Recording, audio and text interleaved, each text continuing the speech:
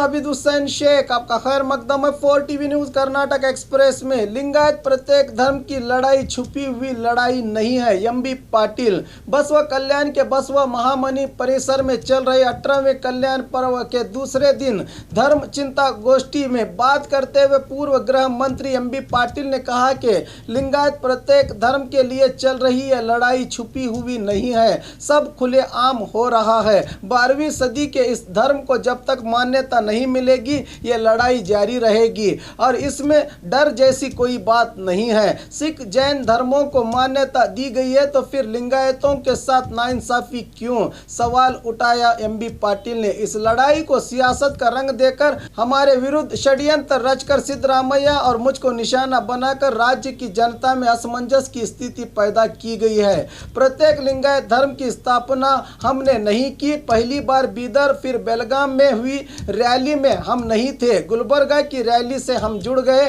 कैसे भी हालात आए अब पीछे हटने का सवाल ही नहीं है, कहा एमबी पाटिल ने।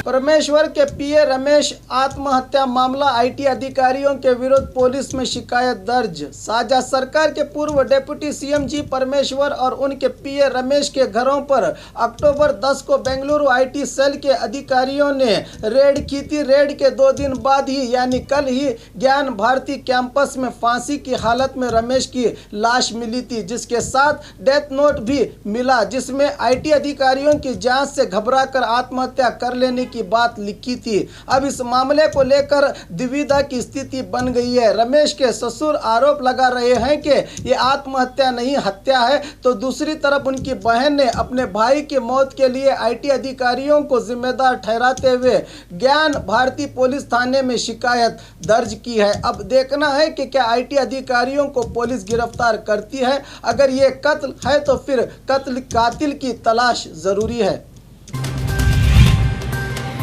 अरण्य अधिकारी को बीजेपी मुखंड की धमकी। बीजेपी अधिकार में आते ही शायद बीजेपी मुखंडों में ताकत आ गई। सही बात के लिए ताकत लगाना जरूरी भी है, मगर गैर कानूनी काम करके अधिकारियों को धमकी देना कौन सी बहादुरी है। ये तो उल्टा चोर कोतवाल को डांटने वाली बात हुई। बिना अनुमति के आम का पेड़ काटा गया तो अरण्य अधिकारी ने मामला दर्ज किया तो शिवमोगा जिला युवा बीजेपी मोर्चा के अध्यक्ष गिरिराज ने अरण्य अधिकारी को धमकी देते हुए कहा कि मामूली वेतन पर सरकार के टुकड़ों पर पलने वाले हम पर मामला दर्ज करेगा। क्या तुझे पता नहीं हमारी सरकार है, एक पेड़ काटने पर मामला दर्ज करेगा तो अब 1000 पेड़ काटूंगा, दम है तो रोक मुझे कहकर फोन पर धमकी दी। ये घटना सीएम के जिले में ही घटी है। क्या सीएम अपने कार्यकर्ताओं को समझाएंगे? हॉस्टल में घटिया खाना, मैसूर यूनिवर्सिटी के विद्यार्थियों का आक्रोश। हॉस्टल में विद्यार्थियों को घटिया खाना दिया जा रहा है, जिसके चलते मैसूर यूनिवर्सिटी के विद्यार्थियों ने क्लासेस का बायकॉट करके खाने का प्रदर्शन करते हुए यूनिवर्सिटी के कंपाउंड में धरना देकर चांसलर के विरुद्ध नारे लगाते हुए आक्रोश जताया। गंदा पानी यूनिवर्सिटी हॉस्टल के पास बहता है, जिसके दिन रात मच्छरों का हमला होता है। बाथरूम और लैट्रिन में गंदगी भरी पड़ी है। सही समय पर खाना नहीं दिया जाता। पूछने पर गैस खत्म होने की बात बताई जाती है।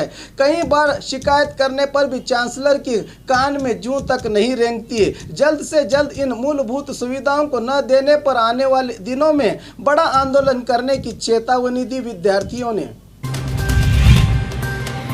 बीजेपी नायकों को रेवन्ना का सवाल। हर काम को मुहूर्त देखकर करना। हमेशा अपने साथ नींबू लेकर आने वाले जेडीएस नायक रेवन्ना का बीजेपी नायक मजाक उड़ाते थे। पिछले दिनों रक्षा मंत्री राजनाथ सिंह राफेल विमान का जायजा लेने फ्रांस पहुंचे थे। वहां इन्होंने विमान को पहली बार उड़ते समय विमान के टायर्स के नीचे नींबू रखकर विमान की पूजा करके विमान का ट्रायल देखा था। इस बात को लेकर रेवन्ना ने बीजेपी नायकों का मजाक उड़ाया कि मुझे नींबू रेवन्ना कहने वालों, देखो जरा तुम्हारा नायक क्या कर रहा है, कहकर अपने नींबू का समर्थन किया रेवन्ना ने।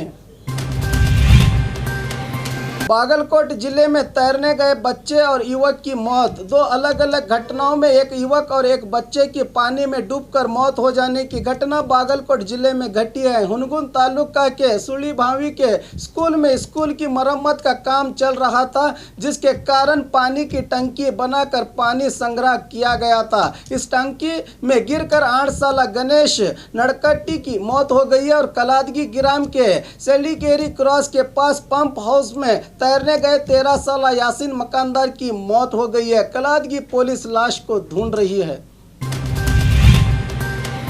रिपेयरी के लिए खड़ी की गई लॉरी के टायर चोरी। रिपेयरी के लिए मलिक साहब के न्यू भारत गैरेज में नीलकंठ नामक व्यक्ति ने 6 सितंबर को लॉरी खड़ी की थी, जिसके पिछले टायर को चुराने की घटना हुबली के बाहरी इलाका गोबूर बाईपास के स्थित गैरेज में घटी है। अक्टूबर 22 से 23 के बीच चोरों ने 2,40,000 कीमत के 8 टायर चुरा लिए हैं। गैरेज के मालिक मलिक साहब ने कस्बा पेट पुलिस थाने में शिकायत दर्ज की है। आयकर विभाग कुछ लोगों को ही निशाना बना रहा है। मंगला देवी बिरादार जेडीएस महिला घटक की कार्याध्यक्ष मंगला देवी बिरादार ने बीजापुर जिला मुद्देबिहाल तालुका के अपने निवास में मीडिया से बात करते हुए आयकर विभाग पर आरोप लगाया कि गलतियां करने वालों पर कार्रवाई ठीक है, मगर किसी पक्ष और व्यक्ति को निशाना बनाना ठीक नहीं है। बाढ़ परिहार पर बात करते हुए कहा कि सीएम एक बार भी मुद्देबिहाल के बाढ़ ग्रस्त इलाकों को जनता का हाल पूछने नहीं आए। उसी तरह बीजेपी विधायक पर भी बरसी मंगला देवी बिरादार ने।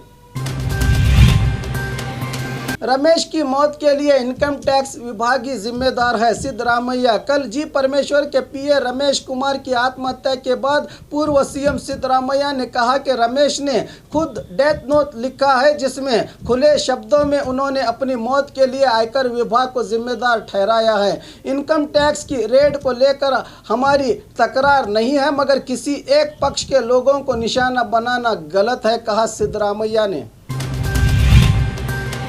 पेट्रोल डालने में देरी, पेट्रोल बंक सिब्बंदी पर जानलेवा हमला। यह घटना बेंगलुरु ग्रामांतर जिले के नेलमंगला में घटी है। पेट्रोल डालने में देरी हुई तो रायन नगर के मंजुनाथ नामक व्यक्ति ने पेट्रोल सिब्बंदी मधु के सर पर पत्थर से हमला किया। मधु को अस्पताल में भर्ती किया गया है। पुलिस मंजुनाथ को हिरासत में लेकर जांच कर रही है।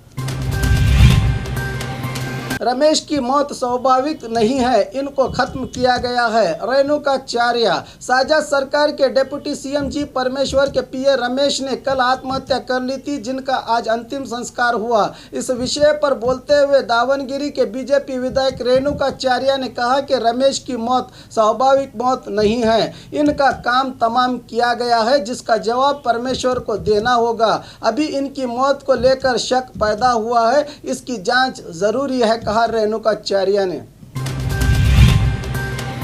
प्रशासन की ओर से बीजापुर में महर्षि वाल्मीकि जयंती। महर्षि वाल्मीकि जयंती के मौके पर प्रशासन की ओर से जुलूस का आयोजन किया गया, जिसमें विविध कला प्रकार के कलाकारों ने भाग लिया। महर्षि वाल्मीकि की तस्वीर पर फूल मालाएं चढ़ाकर गांधी चौक बसवेश्वर सर्कल से होते अंबेडकर चौक पहुंचा जुलूस। कर्नाटक का अक्का महादेवी यूनिवर्सिटी के विद्यार्थी भी इस रैली में रहे भागी।